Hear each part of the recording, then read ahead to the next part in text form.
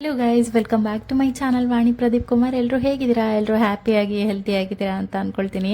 ಇನ್ನು ಇವತ್ತು ಭಾನುವಾರ ಬೆಳಗ್ಗೆಯಿಂದನೇ ವ್ಲಾಗ್ನ ಶುರು ಮಾಡ್ಕೊಂಡಿದ್ದೀನಿ. ಆ್ಯಸ್ ಯೂಶುವಲ್ ನನ್ನ ಡೈಲಿ ರೊಟೀನ್ ಹೇಗಿರುತ್ತೋ ಹಾಗೇ ಮೊದಲು ಮನೆ ಕ್ಲೀನಿಂಗ್, ಅದಾದ ನಂತರ ಪೂಜೆ, ಅದಾದ ನಂತರ ತಿಂಡಿನ ಮಾಡ್ಕೊಳ್ತೀನಿ. ಹಾಗಾಗಿ ಕ್ಲೀನಿಂಗ್ ಎಲ್ಲ ಮುಗೀತು, ಪೂಜೆ ಮಾಡ್ಕೊಂಡ್ಬಿಡೋಣ ಅಂತ ಹೇಳ್ಬಿಟ್ಟು ಸ್ನಾನ ಎಲ್ಲ ಮುಗಿಸ್ಕೊಂಡು ಪೂಜೆ ಮಾಡೋದಕ್ಕೆ ರೆಡಿ ಮಾಡಿಕೊಂಡೆ. ಇನ್ನು ಇವತ್ತು ವೀಕೆಂಡ್ ಭಾನುವಾರ ಆಗಿರೋದ್ರಿಂದ ನನ್ನ ಹಸ್ಬೆಂಡ್ ಮನೇಲೇ ಇರ್ತಾರೆ.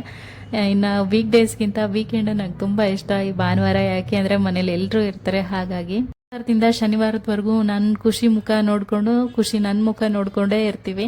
ಇಬ್ರಿಗೂ ಬೋರ್ ಆಗ್ತಾನೇ ಇರುತ್ತೆ. ಬೆಳಗ್ಗೆ ಒಂದು ಬಿಟ್ಟರೆ ಮತ್ತೆ ಸಂಜೆವರೆಗೂ ಕಾಯ್ತಾನೆ ಇರ್ತೀವಿ, ಯಾವಾಗ ಬರ್ತಾರಪ್ಪ ಎಲ್ರೂ ಅಂತ ಹೇಳ್ಬಿಟ್ಟು. ಆದರೆ ನಮ್ಮ ಫ್ಯಾಕ್ಟ್ರಿಗೂ ರಜಾ ಕೊಟ್ಟಿರ್ತೀವಿ. ನನ್ನ ಹಸ್ಬೆಂಡ್ ಮನೆ ಬಿಟ್ಟು ಎಲ್ಲೂ ಹೋಗಲ್ಲ. ಆಲ್ಮೋಸ್ಟ್ ತುಂಬಾನೇ ಫ್ರೀ ಆಗಿ ಮನೆಯಲ್ಲೇ ಇರ್ತಾರೆ. ಸಿಗೋದು ಒಂದೇ ಭಾನುವಾರ, ಹಾಗಾಗಿ ಆರಾಮಾಗಿ ರೆಸ್ಟ್ ಮಾಡ್ತಾ ಇರ್ತಾರೆ. ಇನ್ನು ನಿನ್ನೆ ಶನಿವಾರ ಸಂಜೆ ತುಂಬಾ ಮಳೆ ಬಂತು ಬೆಂಗಳೂರಲ್ಲಿ. ಇನ್ನು ನನ್ನ ತಮ್ಮ ಫೋನ್ ಮಾಡಿದ, ಹಳ್ಳಿಲಿ ಮಳೆನೇ ಬಂದಿಲ್ಲ ಅಕ್ಕ, ಇಲ್ಲಿ ಊರಲ್ಲಿ ನಿಮ್ಮ ಬೆಂಗಳೂರಲ್ಲಿ ಏನು ಅಡಿಕೆ ತೋಟಗಳಿದಾವ, ಏನಿದೆ ಅಷ್ಟೊಂದು ಮಳೆ ಬಂದಿದೆ ಅಲ್ಲ ಅಲ್ಲಿ, ನಮ್ಮೂರಿಗಾದ್ರೂ ಬಂದಿದ್ರೆ ಒಂದು 15 ದಿವಸ ಆರಾಮಾಗಿ ಗಿಡಗಳಿಗೆ ನೀರು ಹಾಕ್ತಾ ಇದ್ವು ಅಂತ ಹೇಳ್ತಾ ಇದ್ದ. ಹೌದಲ್ವಾ, ಈ ಬರೋ ಕಡೆ ಬಂದರೆ ತುಂಬಾ ಹೆಲ್ಪ್ ಆಗುತ್ತೆ.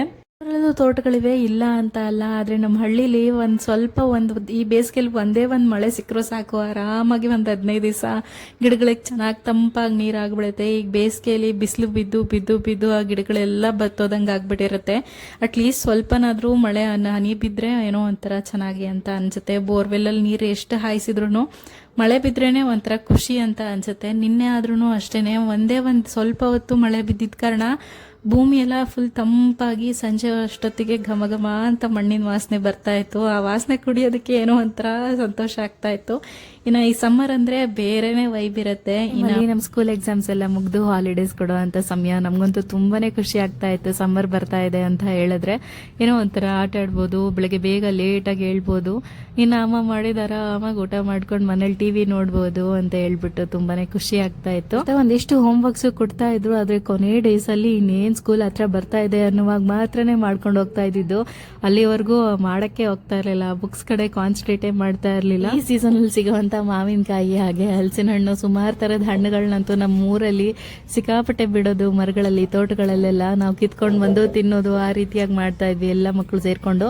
ನಮ್ಮ ತಾತನ ಒಂದು ಸೈಕಲ್ ಇತ್ತು, ಆ ಸೈಕಲ್ನ ತಗೊಂಡು ನಾನು, ನನ್ನ ತಮ್ಮ, ಹಾಗೆ ನನ್ನ ಕಸಿನ್ಸ್ ಎಲ್ಲಾನು ಬರ್ತಾ ಇದ್ರು ಸಮ್ಮರ್ ಹಾಲಿಡೇಸ್ಗೆಲ್ಲಾನು. ಅವರೆಲ್ಲರೂ ಒಟ್ಟಿಗೆ ಹೋಗ್ಬಿಟ್ಟು ನಾವು ನೋಡ್ಕೊಂಡು ಬಿಡ್ತಿದ್ವಿ ಎಲ್ಲೆಲ್ಲಿ ಏನೇನು ಸಿಗತ್ತೆ ಅಂತ ಹೇಳ್ಬಿಟ್ಟು. ನಮ್ಮ ತೋಟಗಳಲ್ಲಿ ಸುಮಾರಷ್ಟು ಮಾವಿನಕಾಯಿ, ಪೇರ್ಲೆ ಹಣ್ಣು, ಹಾಗೆ ಸೀತಾಫಲ, ಹಾಗೆ ಹಲಸಿನ ಹಣ್ಣು, ಇಷ್ಟೆಲ್ಲ ನೋಡಿಕೊಂಡು ಕಿತ್ಕೊಂಡು ಬಂದು ಮನೇಲಿ ತಿನ್ನೋದು, ಎಲ್ಲರೂ ಒಟ್ಟಿಗೆ ಸೇರಿಕೊಂಡು ಅಷ್ಟು ಮಜವಾಗಿರೋದು.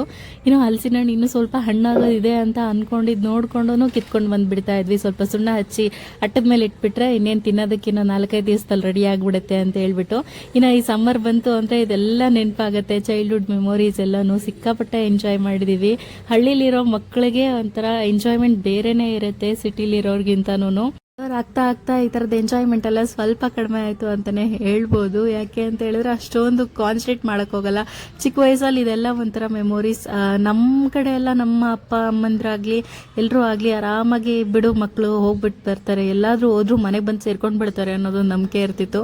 ಆದರೆ ಸಿಟಿಲಿಂದ ಬಂದಿರೋ ಮಕ್ಕಳ ತಂದೆ ತಾಯಿದ್ರಿಗಂತೂ ತುಂಬಾ ಭಯ ಆಗ್ತಾ ಇತ್ತು. ಅಯ್ಯೋ ಎಲ್ಲಾದರೂ ಬಿಟ್ಬಿಟ್ರೆ ಏನಪ್ಪ, ಮಕ್ಕಳು ಎಲ್ಲಾದರೂ ಹೋಗ್ಬಿಟ್ರೆ, ಏನಾದರೂ ಗಾಯ ಮಾಡ್ಕೊಂಡ್ಬಿಟ್ರೆ, ಎಲ್ಲಾದರೂ ಬಿದ್ದುಬಿಟ್ರೆ ಅನ್ನೋದೊಂದು ಭಯ ಇರ್ತಾ ಇತ್ತು. ಇತ್ತೀಚೆಗೆ ನಾವಾದ್ರೂ ಅಷ್ಟೇ ಮಕ್ಕಳನ್ನ ಹೊರಗಡೆ ಬಿಡೋದೇ ತುಂಬಾ ಕಡಿಮೆ ಆಗೋಗ್ಬಿಟ್ಟಿದೆ.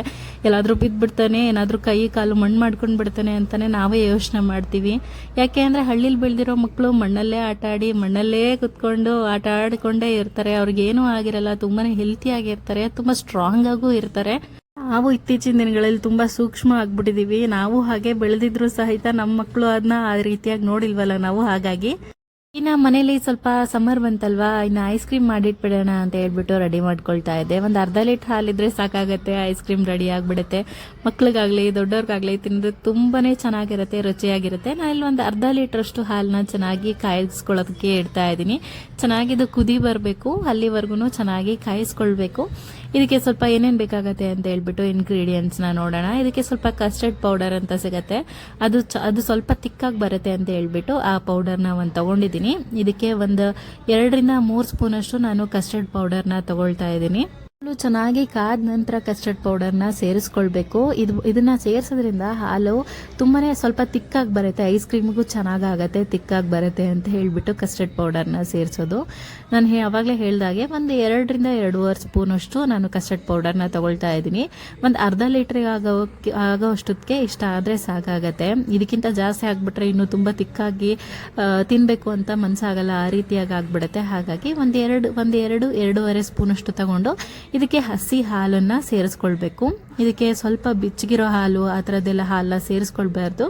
ಯಾಕೆ ಅಂತ ಹೇಳಿದ್ರೆ ಇದು ಸ್ವಲ್ಪ ಗಂಟಾಗುವಂಥ ಸಾಧ್ಯತೆಯೂ ಇರುತ್ತೆ. ಹಾಗಾಗಿ ಹಸಿ ಹಾಲಲ್ಲೇ ನೀಟಾಗಿ ಮಿಕ್ಸ್ ಮಾಡ್ಕೊಳ್ಬೇಕು. ಈಗ ನಾವು ಕಾರ್ನ್ಫ್ಲೋರ್ ಯಾವ ರೀತಿಯಾಗಿ ಇರುತ್ತಲ್ವ, ನಾವೇನಾದರೂ ಸೂಪ್ಸಿಗಾಗಲಿ ಬೇರೆದಕ್ಕಾಗಲಿ ಹಾಕಿದಾಗ ಗಟ್ಟಿ ಆಗಿಬಿಡತ್ತಲ್ವ, ಅದೇ ರೀತಿಯಾಗಿ ಕಾರ್ನ್ಫ್ಲೋರ್ ಇದು ಕಸ್ಟರ್ಡ್ ಪೌಡರು ಸಹ ಅದೇ ರೀತಿಯಾಗಿ ಹಾಲಿಗೆ ಹಾಕಿದ ತಕ್ಷಣ ಸ್ವಲ್ಪ ಗಟ್ಟಿ ಆಗಿಬಿಡುತ್ತೆ. ಇವಾಗ ಹಾಲು ಚೆನ್ನಾಗಿ ಕುದಿದೆ, ನೋಡ್ತಾ ಇರ್ಬೋದು. ಇದನ್ನು ಕೈ ಬಿಡದೆ ತಿರುಗಿಸ್ತಾನೆ ಇರಬೇಕು ಸ್ವಲ್ಪ ಹೊತ್ತು. ಅದು ಚೆನ್ನಾಗಿ ಕುದಿ ಬರೋವರೆಗೂ ಹುಕ್ಕದೇ ಇರೋ ಥರ ಈ ಥರ ಕುದಿ ಬರಬೇಕು. ಸ್ವಲ್ಪ ಹಾಲು ಕಡಿಮೆ ಆಗಬೇಕು, ಪ್ರಮಾಣ ನಾವು ಹಾಕಿದ್ದಕ್ಕಿಂತ ಸ್ವಲ್ಪ ಕಡಿಮೆ ಆಗಬೇಕು.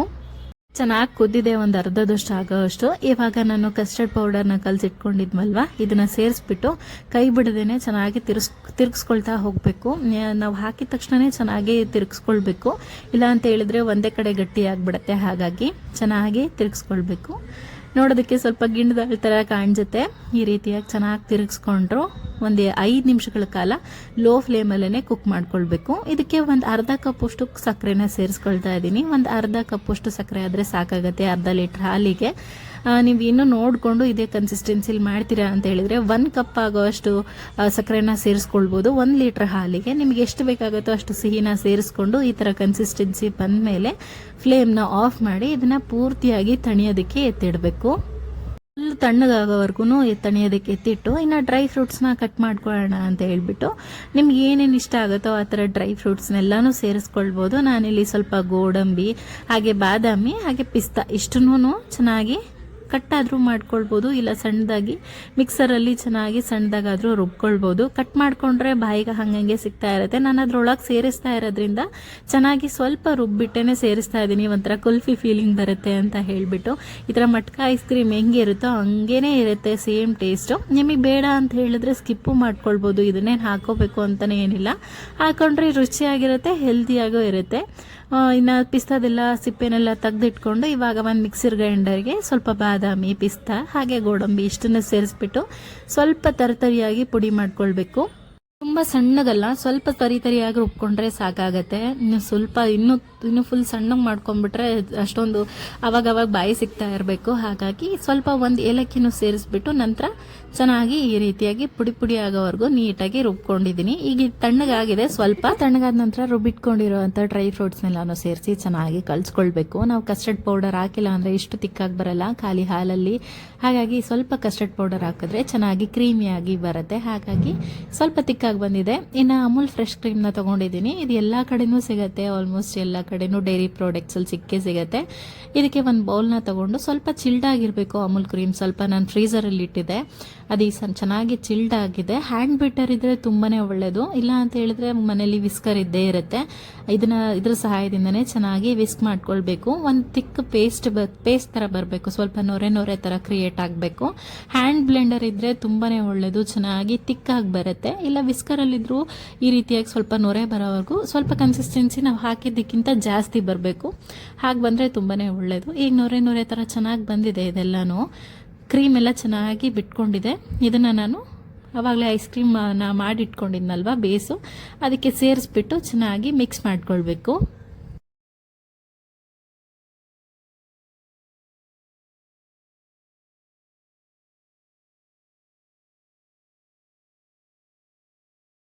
ಇವಾಗ ಚೆನ್ನಾಗಿ ಮಿಕ್ಸ್ ಆಗಿದೆ. ಅದು ನೋಡ್ತಿರ್ಬೋದು ಎಷ್ಟು ತಿಕ್ಕಾಗಿ ಕ್ರೀಮಿಯಾಗಿ ಬಂದಿದೆ ಅಂತ ಹೇಳ್ಬಿಟ್ಟು. ಇಷ್ಟು ಕ್ರೀಮಿಯಾಗಿ ಬಂದರೆ ಸಾಕಾಗತ್ತೆ.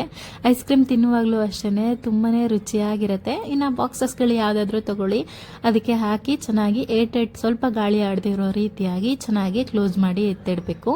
ಹಾಗಾಗಿ ನಾನಿಲ್ಲಿ ಒಂದು ಗ್ಲಾಸ್ ಬೌಲ್ನ ತೊಗೊಂಡಿದ್ದೀನಿ. ಹಾಗೆ ಮಟ್ಕ ಐಸ್ ಕ್ರೀಮ್ ಥರ ಚೆನ್ನಾಗಿರುತ್ತೆ ಅಂತ ಹೇಳ್ಬಿಟ್ಟು ಒಂದು ಕಪ್ ಥರದ್ದು ತೊಗೊಂಡಿದ್ದೀನಿ. ಅದು ಎರಡಕ್ಕೂ ಸೇರಿಸ್ಬಿಟ್ಟು ಚೆನ್ನಾಗಿ ಏರ್ ಹೋಗದೆ ಇರೋ ರೀತಿಯಾಗಿ ಮುಚ್ಚಿಡಬೇಕು. ನೋಡ್ತಾ ಇರ್ಬೋದು ಎಷ್ಟು ಕ್ರೀಮಿಯಾಗಿ ಬರ್ತಾ ಇದೆ ಅಂತ ಹೇಳ್ಬಿಟ್ಟು. ಇದ್ರ ಮೇಲ್ಗಡೆ ಆವಾಗಲೇ ಡ್ರೈ ಫ್ರೂಟ್ಸಿನ ಸ್ವಲ್ಪ ಉಳಿಸಿದ್ನಲ್ವ, ಅದ್ರ ಮೇಲ್ಗಡೆ ಸ್ವಲ್ಪ ಡೆಕೋರೇಷನ್ಸ್ ಹಾಕೋಣ ಅಂತ ಹೇಳ್ಬಿಟ್ಟು ಮೇಲ್ಗಡೆ ಹಾಕ್ತಾ ಇದ್ದೀನಿ. ತಿನ್ಬೇಕಾದ್ರೆ ಚೆನ್ನಾಗಿ ಸಿಗುತ್ತೆ ಅಂತ ಹೇಳ್ಬಿಟ್ಟು. ಇನ್ನು ನಮ್ಮ ಖುಷಿಗೆ ತುಂಬಾ ಇಷ್ಟ. ಅವನಿನ್ನೂ ಮಾಡಿ ಸ್ವಲ್ಪ ಹೊತ್ತು ಆಗಿರಲ್ಲ, ಅವನಲ್ಲೇ ಕೇಳೋದಕ್ಕೆ ಸ್ಟಾರ್ಟ್ ಮಾಡ್ಕೊಂಡಿರ್ತಾನೆ. ನಮ್ಮರಲ್ಲೇ ಮಾಡಬೇಕು ಅಂತ ಏನಿಲ್ಲ, ಎಲ್ಲ ಟೈಮಲ್ಲೂ ಮಾಡ್ಬೋದು. ತುಂಬಾ ಟೇಸ್ಟಿಯಾಗಿರುತ್ತೆ. ಮನೆಯಲ್ಲೇ ಮಾಡೋದ್ರಿಂದ ಯಾವುದೇ ಥರ ಕೋಲ್ಡ್ ಆಗೋದಾಗಲಿ ಆ ರೀತಿಯಾಗಿ ಏನೂ ಆಗಲ್ಲ. ತುಂಬಾ ರುಚಿಯಾಗಿರುತ್ತೆ. ನಾನೀಗ ಒಂದು ಕಡೆಗೆ ಬಟರ್ ಪೇಪರ್ನ ಹಾಕಿ ಸ್ವಲ್ಪ ಏನಾದರೂ ರಬ್ಬರ್ ಬ್ಯಾಂಡ್ ಇದ್ದರೆ ಅದನ್ನು ಹಾಕಿ ಎತ್ತಿಡ್ಬೋದು. ಇವಾಗ ಒಂದು 10ರಿಂದ 12 ಗಂಟೆಗಳ ಕಾಲ ಚೆನ್ನಾಗಿ ಫ್ರೀಸ್ ಆಗಬೇಕು. ಇನ್ನು ಮಧ್ಯಾಹ್ನದ ಮೇಲೆ ಸ್ವಲ್ಪ ನನ್ನ ಹಸ್ಬೆಂಡ್ ಎಲ್ಲರೂ ಮನೇಲಿದ್ರಲ್ವ, ಹಾಗಾಗಿ ಮಾವಿನಕಾಯಿ ಇತ್ತು, ಅದಕ್ಕೆ ಸ್ವಲ್ಪ ಉಪ್ಪು ಖಾರ ಹಾಕೊಂಡು ತಿನ್ನೋಣ ಅಂತ ಹೇಳ್ಬಿಟ್ಟು ರೆಡಿ ಮಾಡ್ಕೊಳ್ತಾ ಇದ್ದೆ. ಹಾಗೆ ಅವರಿಗೆ ಸ್ವಲ್ಪ ಹಣ್ಣು ಬೇಕಿತ್ತು ಅಂತ ಹೇಳ್ಬಿಟ್ಟು ಹಣ್ಣನ್ನು ಹೆಚ್ಕೊಳ್ತಾ ಇದ್ರು. ಸಂಡೇ ಆಗಿದ್ರಿಂದ ಎಲ್ಲರೂ ಮನೇಲೇ ಇರ್ತೀವಿ, ಹಾಗಾಗಿ ಈ ಥರದ್ದು ಏನಾದರೂ ಒಂದು ಮನೇಲಿ ಈ ಥರ ನಡೀತಾನೆ ಇರುತ್ತೆ. ಮನೇಲಿ ಯಾರಾದರೂ ಒಬ್ಬರು ಅಥವಾ ಇಬ್ಬರು ಇದ್ರೂ ತುಂಬಾ ಖುಷಿಯಾಗಿ ಏನಾದರೂ ಮಾಡಿದ್ದು ಊಟ ಮಾಡ್ತೀನಿ. ಒಬ್ರಿದ್ರೆ ಸಾಕು. ಬೆಳಗ್ಗೆ ತಿಂಡಿ ಆದರೂ ಅಷ್ಟೇ, ಅವ್ರು ಹೋಗೋದ್ರೊಳಗೆ ಅವ್ರ ಜೊತೆಗೇನೆ ಕುತ್ಕೊಂಡು ತಿಂಡಿ ಮಾಡಿಬಿಡ್ತೀನಿ. ಅವ್ರು ಹೋದ್ಮೇಲೆ ನೀ ತಿಂಡಿ ಮಾಡಬೇಕು ಒಬ್ಳೆ ಕುತ್ಕೊಂಡು ಅಂತ ಅನ್ಸಲ್ಲ. ಇನ್ನು ಖುಷಿ ಅವನ ಪಾಡಿಗೆ ಅವನು ಆಟ ಆಡ್ಕೊಂಡು ಇರ್ತಾನೆ. ಹಾಗಾಗಿ ಯಾರಾದರೂ ಮಾತಾಡ್ಕೊಂಡು ತಿಂಡಿ ತಿನ್ನೋರಾದರೆ ತುಂಬಾ ರುಚಿಯಾಗಿರುತ್ತೆ. ಹಾಗಾಗಿ ಅವ್ರು ಇದ್ದಾಗಲೇ ತಿಂಡಿ ತಿನ್ನೋದಾಗಲಿ. ಇನ್ನು ಸಂಡೇಸ್ ನಾನು ಪ್ರತಿ 3 ಹೊತ್ತು ಸಹ ಊಟ ಮಾಡಿದ್ದೀನಿ. ನಾನು ಕೆಲವೊಂದು ದಿವಸ ಒಂದು ಹೊತ್ತು ಊಟನೇ ಮಾಡಲ್ಲ, ಆ ರೀತಿಯಾಗಿ ಆಗಿಬಿಡುತ್ತೆ. ಇನ್ನು ಮಧ್ಯಾಹ್ನ ಊಟಕ್ಕೆ ಸ್ವಲ್ಪ ರೈಸ್ ಮಾಡಿಬಿಟ್ಟು ಇನ್ನು ಬೆಂಡೆಕಾಯಿ ಪಲ್ಯ ಮಾಡಿದ್ದೆ. ಇದನ್ನು ಸ್ವಲ್ಪ ಮೊಸರನ್ನ ಹಾಕಿಬಿಟ್ಟು ಈ ರೀತಿಯಾಗಿ ಪಲ್ಯ ಮಾಡಿದ್ದು. ನೆಕ್ಸ್ಟ್ ಯಾವತ್ತಾದರೂ ರೆಸಿಪಿ ತೋರಿಸ್ತೀನಿ. ಸ್ವಲ್ಪ ಅನ್ನ, ತುಪ್ಪ, ಹಾಗೆ ಬೆಂಡೆಕಾಯಿ ಪಲ್ಯ ಅಂತೂ ತುಂಬಾ ರುಚಿಯಾಗಿರುತ್ತೆ. ಬಿಸಿ ಬಿಸಿ ಅನ್ನದ ಜೊತೆ ಅಂತೂ ತುಂಬಾ ಚೆನ್ನಾಗಿರುತ್ತೆ. ಕಂಟಿನ್ಯೂ ಮಾಡೋಕ್ಕೋಗಲಿಲ್ಲ, ಅಲ್ಲಿಗೆ ಸ್ಟಾಪ್ ಮಾಡಿದೆ. ಇನ್ನು ನಿನ್ನೆ ಮಧ್ಯಾಹ್ನ ಮಾಡಿಟ್ಟಿದ್ದಲ್ವ, ಇವತ್ತಿಗೆ ಚೆನ್ನಾಗಿ ಬಂದಿದೆ. ಇನ್ನು ಇವತ್ತು ಈವ್ನಿಂಗ್ ಹಂಗೆ ಎಲ್ಲರೂ ಬರ್ತಾರೆ, ಹಾಗಾಗಿ ಓಪನ್ ಮಾಡೋಣ ಅಂತ ಹೇಳ್ಬಿಟ್ಟು. ಇನ್ನೊಂದಿತ್ತು, ಅದನ್ನು ಆಲ್ರೆಡಿ ಖುಷಿ ಮತ್ತು ನಾನು ಇಬ್ಬರು ಸೇರಿಕೊಂಡು ತಿಂದು ಖಾಲಿ ಮಾಡಿದ್ವಿ ಇವತ್ತು ಮಧ್ಯಾಹ್ನ. ಹಂಗೆ ಇನ್ನು ಇದೊಂದು ಇತ್ತಲ್ವ, ಇದನ್ನ ವಿಡಿಯೋ ಮಾಡೋದಕ್ಕೆ ಅಂತಾನೆ ಎತ್ತಿಟ್ಟಿದ್ದೆ. ಇವಾಗ ತುಂಬಾ ಚೆನ್ನಾಗಿ ಬಂದಿದೆ. ಒಂದು 5 ನಿಮಿಷಗಳ ಕಾಲ ಹೊರಗಿಟ್ಟು ನಂತರ ಸ್ವಲ್ಪ ಹೊತ್ತು ಅದು ಸ್ವಲ್ಪ ಕೂಲ್ ಡೌನ್ ಆಗಬೇಕು. ಅದಾದ ನಂತರ ತೆಗೆದ್ರೆ ತುಂಬ ಈಸಿಯಾಗಿ ಬರುತ್ತೆ. ನಾನು ತೆಗೆದಿಟ್ಟಿದ ತಕ್ಷಣವೇ ತೆಗಿತಾ ಇದ್ದೀನಿ. ಇನ್ನು ಖುಷಿ ಇಲ್ಲಿ ಹಿಂದ್ಗಡೆ ಬಿಡ್ತಾನೆ ಇಲ್ಲ, ಕೊಡು ಇಲ್ಲಿ ನನಗೆ ಅಂತ ಹೇಳ್ಬಿಟ್ಟು ಆಟ ಮಾಡ್ತಾನೆ ಇದ್ದ, ಹಾಗಾಗಿ ಬೇಗನೆ ತೆಗೆದಿಟ್ಟೆ.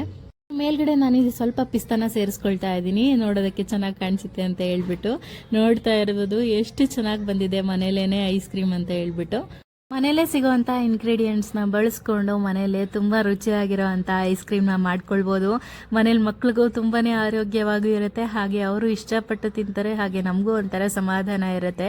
ಹೊರಗಡೆಯಿಂದ ತಂದು ತಿನ್ನೋ ಐಸ್ ಕ್ರೀಮ್ಗಳಲ್ಲಿ ಪ್ರಿಸರ್ವೇಟಿವ್ಸ್ ಹಾಗೆ ಬೇರೆ ಬೇರೆ ಥರದ ಎಣ್ಣೆಗಳನ್ನ ಸೇರಿಸಿ ಮಾಡಿರ್ತಾರೆ. ಅದು ಆರೋಗ್ಯಕ್ಕೆ ತುಂಬಾ ಒಳ್ಳೆಯದಲ್ಲ.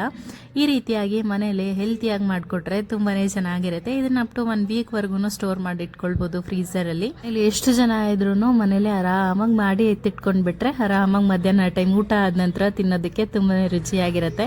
ಇನ್ನು ನನ್ನ ಹಸ್ಬೆಂಡ್ಗೆ ಇದ್ರ ಮೇಲೆ ಸ್ವಲ್ಪ ಗುಲ್ಕನ್ನು ಹಾಗೆ ಬಾಳೆಹಣ್ಣನ್ನ ಹಾಕೊಟ್ಬಿಟ್ರೆ ತುಂಬಾ ಇಷ್ಟಪಟ್ಟು ತಿಂತಾರೆ.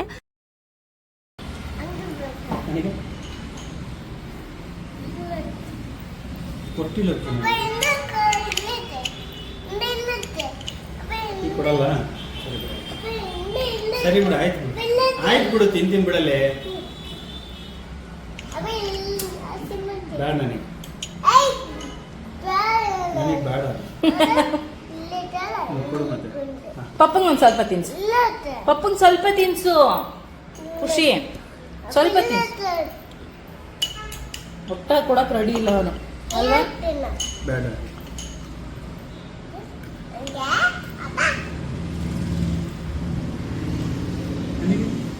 ಹೆಂಗೈತೆ ಬುಜ್ಜಿ? ಹೇಳು, ಸ್ವಲ್ಪ ಹೇಳು. ಚೆನ್ನಾಯ್ತಾ? ಚೆನ್ನಾಗಿಲ್ವಾ? ತಾಂಬ ಬೇಡ, ಚೆನ್ನಾಗಿಲ್ವಲ್ಲ, ತಗೊಂಡು ಇಸ್ಕೊಳ್ರಿ. ಅವ್ನು ಹೇಳ್ತಿಲ್ಲ ಮತ್ತೆ ಹೆಂಗೈತೆ ಅಂತ. ಸೂಪರ್ ಆಯ್ತು, ಸೂಪರ್ ಆಯ್ತು. ನೀಟಾಗಿ ಹೇಳಿ, ಜೋರಾಗಿ. ಹಿಂಗೆ ಡನ್ ತೋರ್ಸು, ಹಿಂಗೆ ತೋರಿಸು. ಸೂಪರ್ ಆಗೈತೆ. ಸೂಪರಾ?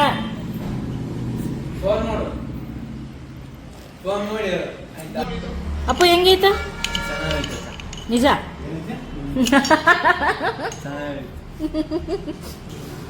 ಏನ್ ಹಾಕಿರೋದು ಅದಕ್ಕೆ?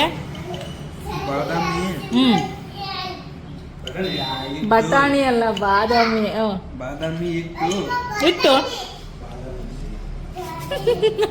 Custard powder. ಆಮೇಲೆ ಅಷ್ಟೇನಾ? ಚೆನ್ನಾಯ್ತಾ? ಐಸ್ ಕ್ರೀಮ್ ಥರನೇ ಆಯ್ತಾ? ಬೇರೆ ಥರ ಆಯ್ತಾ? ಹ್ಞೂ ಬಾದಾಮಿ ಭಾಳ ಭಾಳ ಆಗ್ಬಿಟ್ಟೈತಾ? ಕಡಿಮೆ ಹಾಕ್ಬೇಕಿತ್ತಾ? ತರಕಾರಿನೇ ತಿನ್ನಲ್ಲ, ಇನ್ನೆಲ್ಲಿ ಬಾದಾಮಿ ತಿಂತೀಯ ನೀನು? ಅಪ್ಪು ಹೆಂಗಿದಪ್ಪು ನೀನು ಹೇಳಪ್ಪು. ಹೆಂಗೈತೈತಿ?